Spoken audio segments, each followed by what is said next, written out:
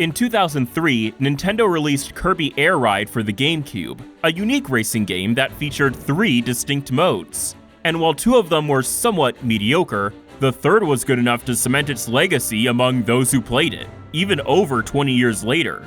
But it was never more than a cult classic, and one that was several generations old at that.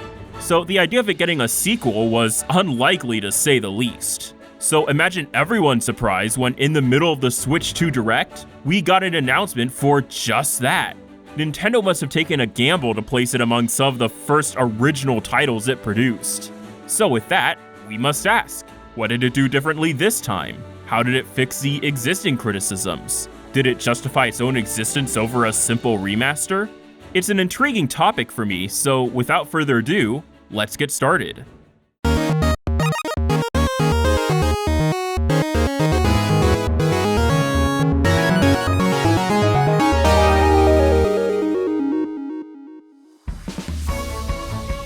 Hey there, I'm Kardino.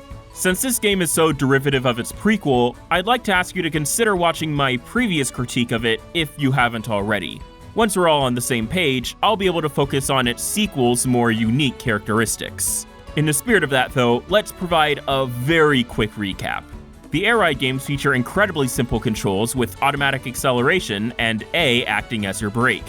However, by braking during a curve, you can drift to an incredibly sharp angle and afterwards get a small boost. This scheme allowed for more chaotically designed courses than Mario Kart.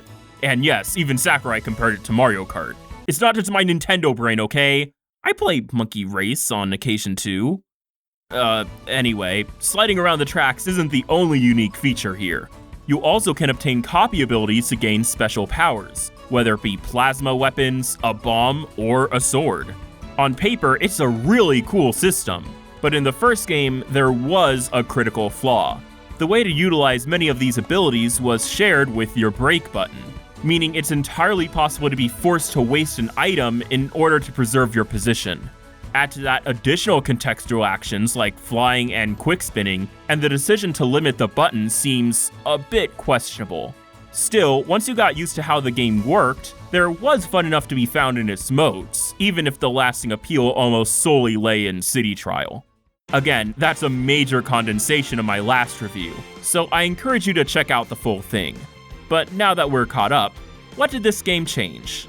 Well, firstly, boosting can now be done with the B button, though you can thankfully use A instead. And furthermore, the overall speed has been increased, giving the boost a better sense of momentum. It still isn't always the most useful to use, but it certainly feels a lot better. So that's one positive change right away. And another plus is the addition of a ton of new abilities. We've lost the wing ability, but it's been replaced with stuff like fighter, cutter, and UFO. But let's get to the million-dollar question. Did they map copy abilities to a different button? No. You're still in the same boat up the same creek as before. This was crazy to me. The one-button control was hardly a necessary, defining feature for the game, so the fact they didn't map it to X or B, but would rather map multiple buttons to do the same thing, is baffling. And Sakurai doesn't seem to be one to keep a flaw out of stubbornness, so I can only presume he didn't see a problem with the system. But it makes using some abilities less fun, again, for no real reason. And proving a second button action could work, they added special moves. Similarly to the Smash meter from SSBU, you can build up a character's specific ability to gain an upper hand. Actually, each color of Kirby gets something different. It's a cool novelty that makes you strategize on whether you want to bulldoze your opponents or smash them with a giant rainbow hammer. Good stuff. Sakurai seemed to be self-aware when introducing the second button, because he jokingly framed it as a necessary evil or something. But I definitely think the game is better off for it, and again, I would have even preferred a 3-button configuration. At this point, I think we're far enough along to drop the pretense of this being the most beginner-friendly kart racer possible. That's not to say that handing this to a 5-year-old will leave him lost in the woods, but I think if they can handle this, they can handle Mario Kart. At the same time, high-level play is hampered when you have to momentarily brake just to use the ice attack. I should clarify one more time that this system is far from ruined. And with the shift in how the rides feel, it's even less of a problem than last time. I just don't think driving always feels as good as possible.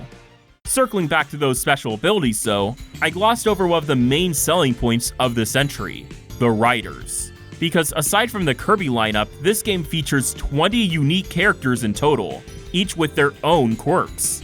There are tons of great faces here like Knuckle Joe, Rick, Susie, Marks, Rick, Scarfy, DeRoach, and Rick. Don't ask me who most of these guys are though. I'll say it again, I'm not a Kirby fan.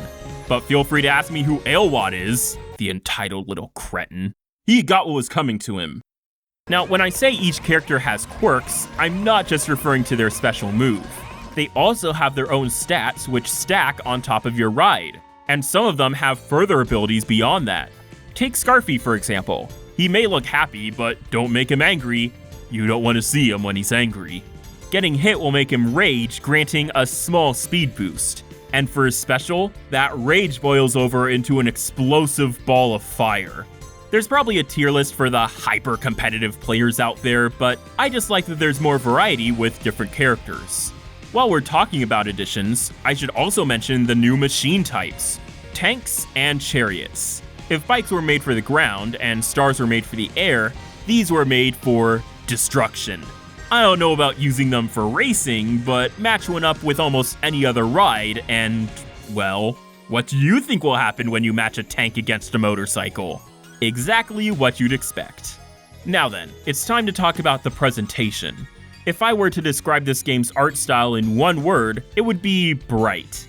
From the opening movie where we hear the new theme song, your eyes will be treated to some of the most colorful, visually appealing scenes I've seen from a Nintendo game. Plus, the way the camera pulls back with a burst effect when you boost, or the way gold and gummies pour down the victory screen, make things feel finely tuned to be as satisfying as possible. When you cross that finish line in slow motion while the finish text flies on screen, you really get a dopamine rush. I will say though that the game can often feel too bright at times, especially when the screen is split for multiplayer. There's almost nowhere for your eyes to settle between the blooms, screen effects, and ever-changing scenery. It's not just me either. I played this game with a number of people, and they all independently say that the gameplay can be visually overstimulating. Anyway, let's circle back to that intro movie for a second. Comparing it to the original, I've gotta say, there is a certain amount of oomph missing. That's not to say it's bad per se, but you'd think that basically making an anime opening would make this clear the original. But as catchy and corny as the theme is, the scenes they chose just seem stitched together and lack storytelling. In the first game, it begins with Kirby being chased by two enemies. He then defeats them using a copy ability, where it then cuts to some action shots. Then comes the sword scene I mentioned last time, before the star leaps off the cliff to confront Meta Knight.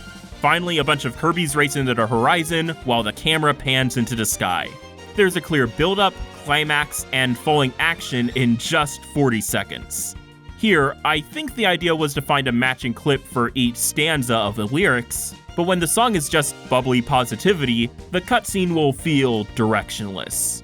That's not to mention the parts where they mix 24 FPS footage into everything else, which runs at 60. I'm no film major, but I really do think that with almost double the runtime, this intro is less well done than its 20-year-old inspiration. And while we're on topics of small things I dislike, this logo is trash. You can't just throw a triangle under some words and call it a day. It's extremely telling when in that same intro, it begins with a black logo, then as it cuts to that bright footage, they change the stroke to white, and it's still hard to read, because there's no outline at all. I'm no graphic design major, but I really do think your logo should try to pop out in several types of backgrounds. I mean, for Pete's sake, the title screen is just a white canvas. Okay, we haven't even pressed start yet, so let's calm down. How do they do with the menus? Good enough. I love the original for its futuristic feel and its EDM-styled background music. After all, the game was essentially about hovercraft racing, so I thought it was a particularly good match. Here, we've switched to a desk view with various cards acting as different modes and sub-modes. The checklist, along with other adjacent stuff, is now on a clipboard. The cursor is a little figurine. I love how Sakurai took particular pride in the wood grain texture. And I should give special attention to the options. There are a lot, and I mean a lot of settings to tweak, from the camera placement to the intensity of the visual effects to controller mapping. Though again, that last one seems almost unnecessary. You can even decorate your own ride or buy someone else's using in-game currency. In terms of extra features, this menu has almost everything you could want. My only real gripe is that when it comes to the course and character selection, it cuts to a completely different menu. And I don't know why. You could have easily contextualized this like a brochure or an atlas, and it makes the entire menu reload anytime you enter or exit the screen. Still, seeing your little cursor slide around while the narrator shouts in the background is very appealing. I'm no UI design major, but this is pretty good. Of course, I'll always have a soft spot for the original stylish, snappy menus, and I'd even say they're better suited thematically. But I don't want to discount a genuinely good element here. Getting into the game modes, the 3 classic options return, with a newcomer 4th mode, called Road Trip. Let's start with City Trial again. Seeing as I had next to no complaints about this mode last time, this was probably one of the most straightforward upgrades to make. So, what do they change? Well, the mode now takes place on a floating island called Skya, an aesthetic which Sakurai seems to have a real fondness for. There's a good variety of terrain, some ideas returning and others new. Though I will say, the areas are much smaller than the presentation might make you believe. While I appreciate their desire for variety, I wonder if it might have been better to split Skya into 2 to 3 maps. That way, each area could be a bit more expansive.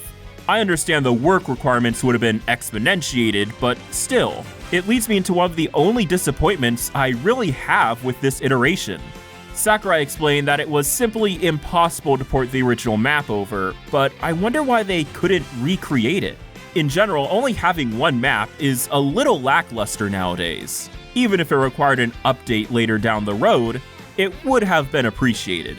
Aside from that though, there's nothing but improvements. The number of events has been drastically increased, ranging from benign changes like the items or players changing size, to a spontaneous short race taking place in the middle of the city, to everyone's machine suddenly being a breeze away from destruction. If all that chaos wasn't enough for your rotted brain though, this game now supports up to 16 players, meaning that despite the map size increase, you're never too far from an opponent. And when time is up, it's off to a fierce battle at the stadium. Of course, all the classic modes return, with some new ones. I will say that the introductions just feel like the older modes with extra steps, like the Beam Gauntlet being a slightly modified drag race, or Big Battle just being Destruction Derby with size modifiers. But I don't really mind because those modes were fun anyway. I will always be down for some Destruction Derby, or as it's been rebranded, Dust Up Derby. A rose by any other name is just as sweet. That being said, not every mode will be for everyone. For example, Gourmet Race is probably the weakest mode in my opinion. So that's where another change comes in. You can either do the classic mode where the stadium is completely random, or let players choose between 4 stadiums to participate in. If you're on the same console, this simply acts as a voting system, but online, everyone is divided into their selected challenge, even if you were the only one to choose it.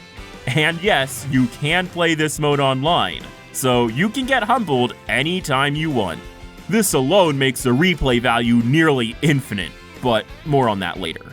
This mode just has so much stuff to discover. The legendary machines are back with a couple new ones, there are secret islands that can appear, portals may spawn to let you traverse the map in seconds, more bosses can visit the city, rare boxes can spawn with truckloads of items, add to that the player interactions, and you will never feel bored unless you manually disable everything. Even the number of patches you can collect has been increased, at least practically. Sakurai specifically warned to choose your stats carefully, lest your ride become an uncontrollable mess. But let's be real, we all ignore him. By the end of a match, you're probably 100 plus upgrades in, fighting for any semblance of control, and still on the hunt for more until that clock hits 0 and the music triumphantly finishes. And again, almost all of this is customizable. Do you just want 4 players like the old days? You can do that. Do you not want certain stadiums to appear at all? You can do that. Do you find the events annoying and want to disable them completely? You're a killjoy, and I don't want you anywhere near my house, but you can do that. Do you want to make it a team game? Why? I don't trust my teammates to pull their weight. And if I get 10 points on target flight but still get carried to victory, I'm cutting off contact. It's over for me.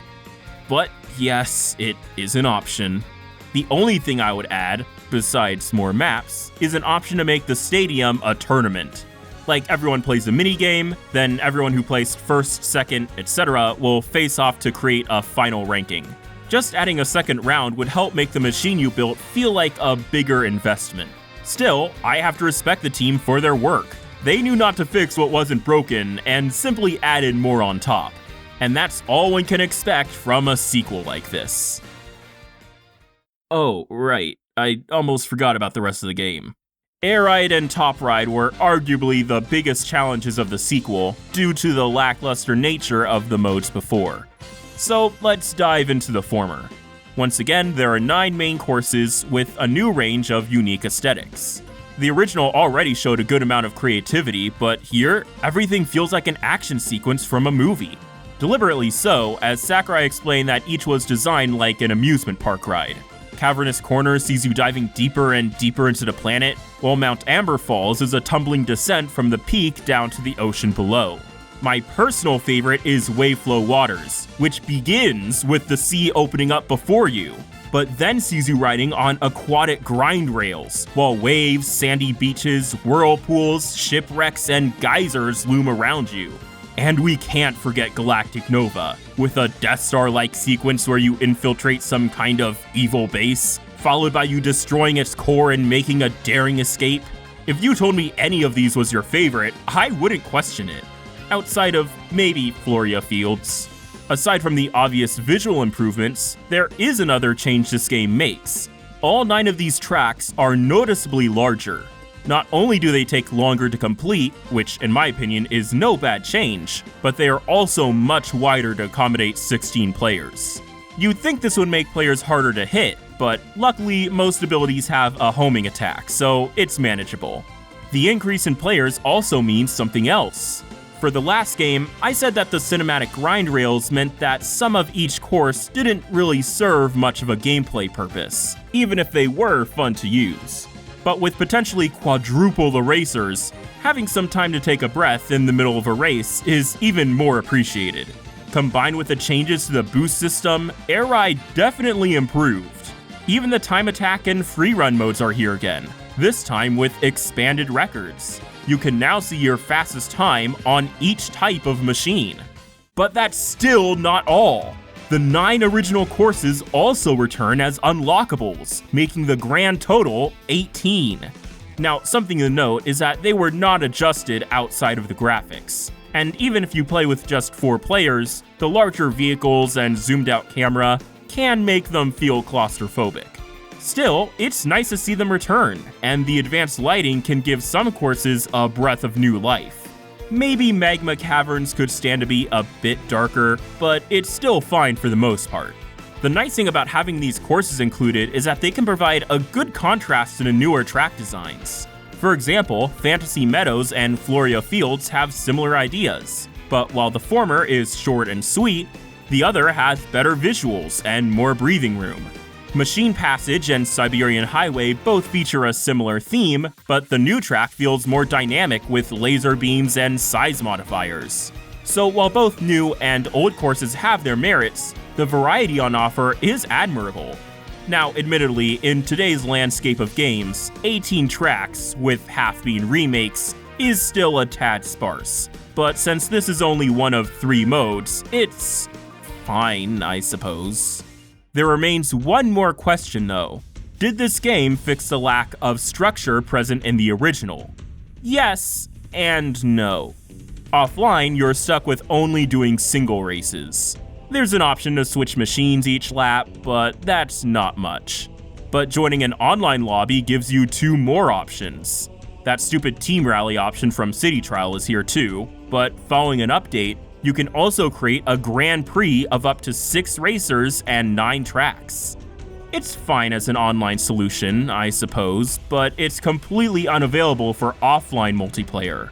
To be fair, it's pretty clear this mode was kinda stitched together. Each race still shows its own victory screen, and the final podium announcement is just another victory animation tacked onto the end. I suppose I'm glad it's here regardless, but the fact it had to be patched in as a side option of the online-only mode means that it's almost never going to see use from me, and probably most people.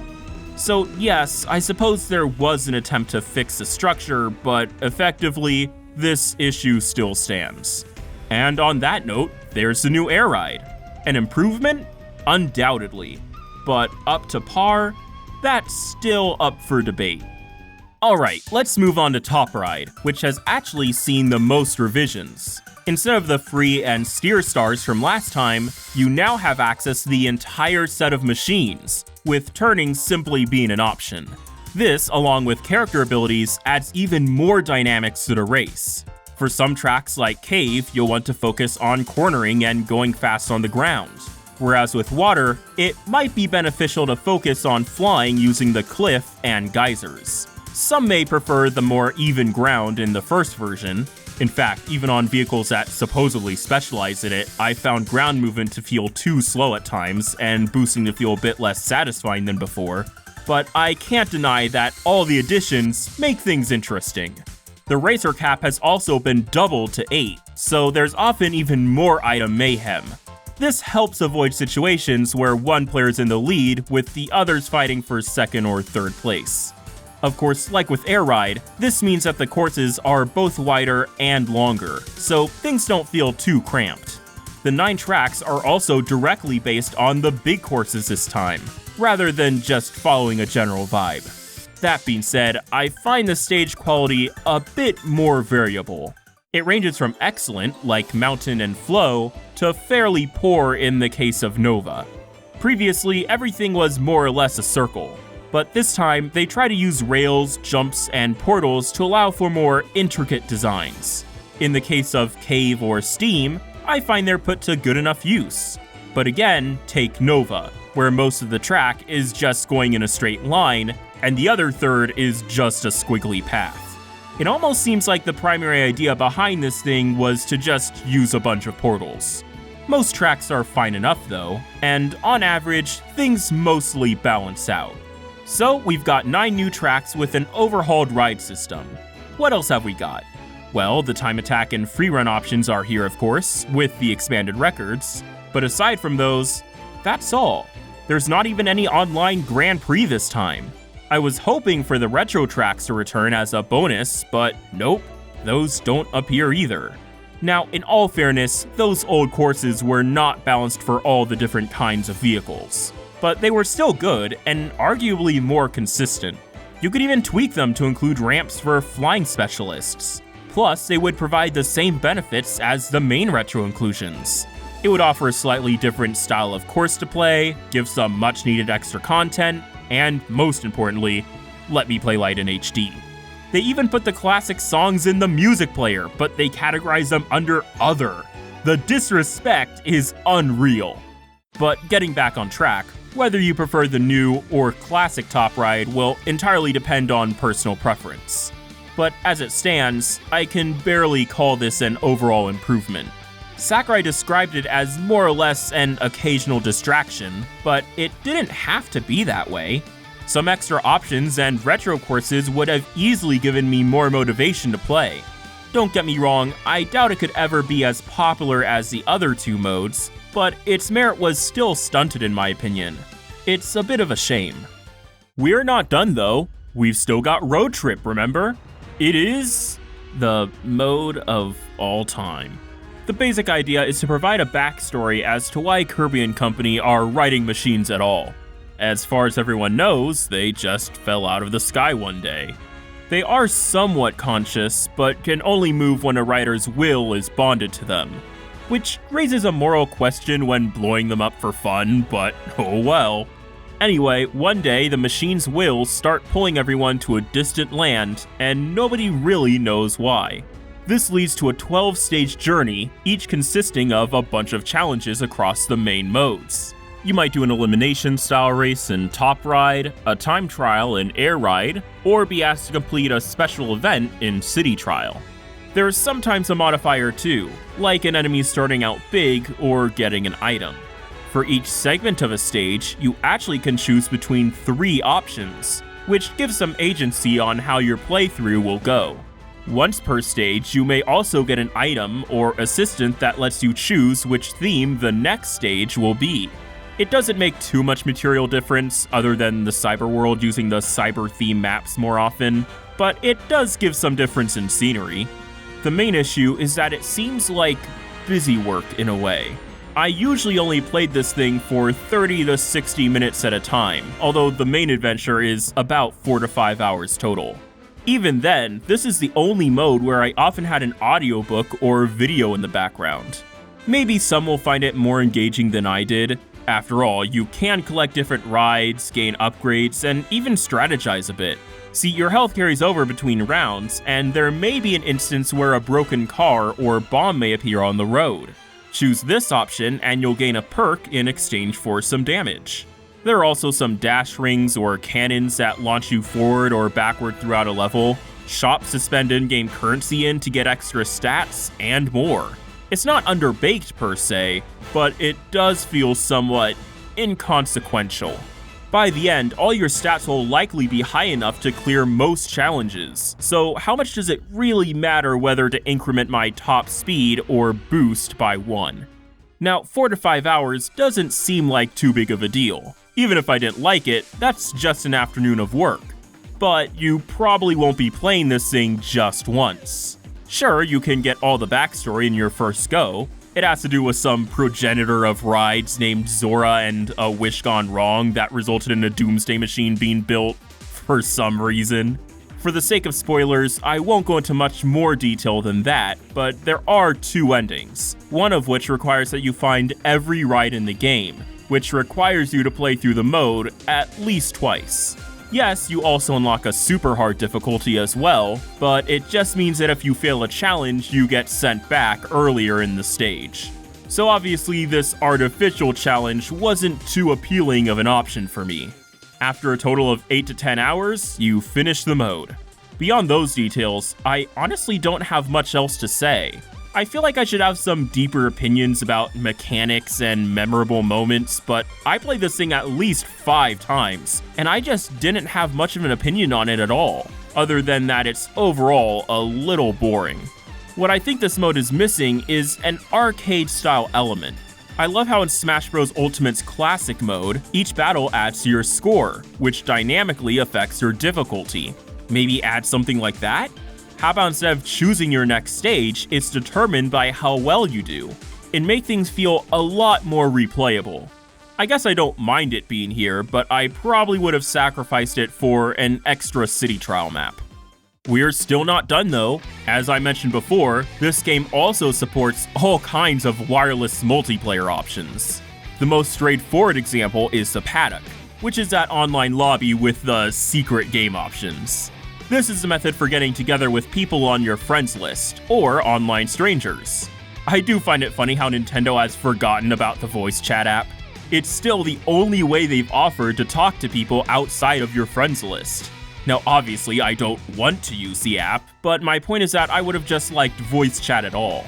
You can also show off all your sweet customized rides, which I definitely spent a lot of time making in intricate detail.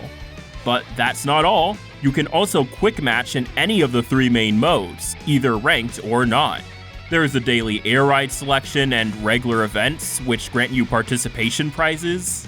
Finally, they added the long-awaited sequel to Land Play, so everyone around you with a Nintendo Switch 2 and full copy of the game can all play using their own screen. For some reason, I did not find myself in such a scenario, so I didn't get to try it, so I'm just going to assume it works fine. Suffice to say, there are a lot of ways to do multiplayer, and we're still not done. What if you want to show this game to people in handheld mode or online who don't own a copy? Well, Sakurai's got you covered. After an update, a game share mode can be entered from the title screen. You can either share the game with up to 3 other Switch 1s or 2s, or use game chat, which of course we're all regular users of. For what it's worth, the feature does work pretty smoothly, and if I were regularly busting out my Switch 2 with my buddies to play somewhere with no TV access, it would be pretty useful.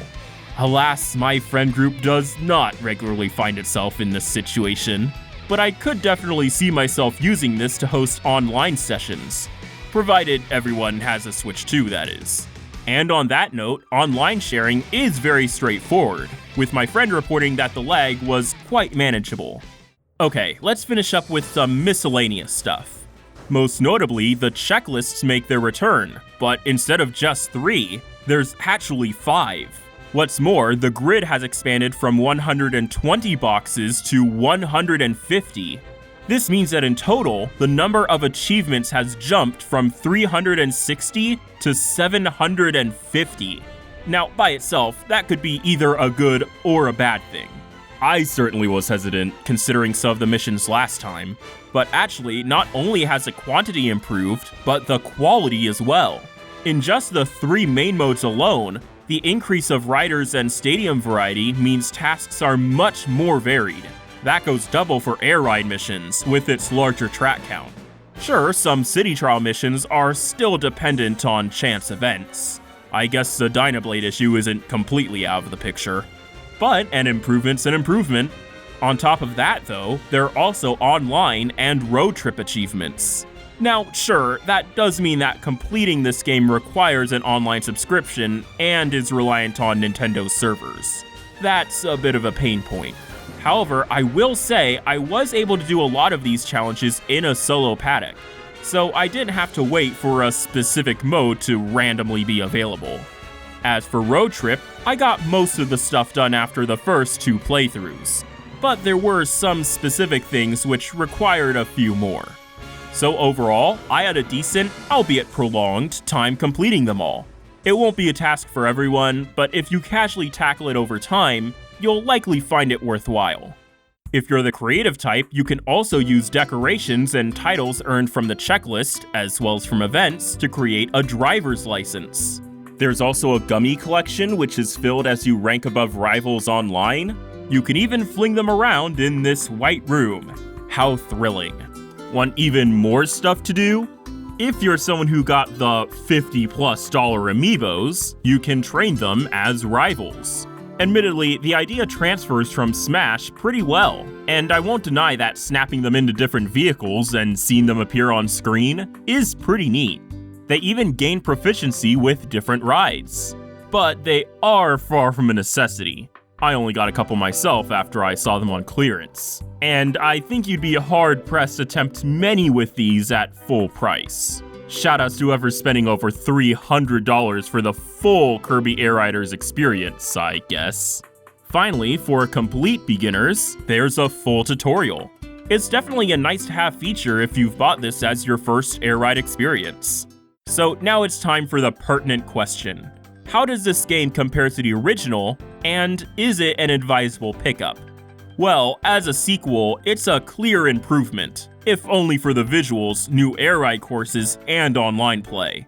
The city trial mode is better than ever, and the checklist will keep you busy for a while. Its biggest problem is that it just didn't fix many of the core problems the original had.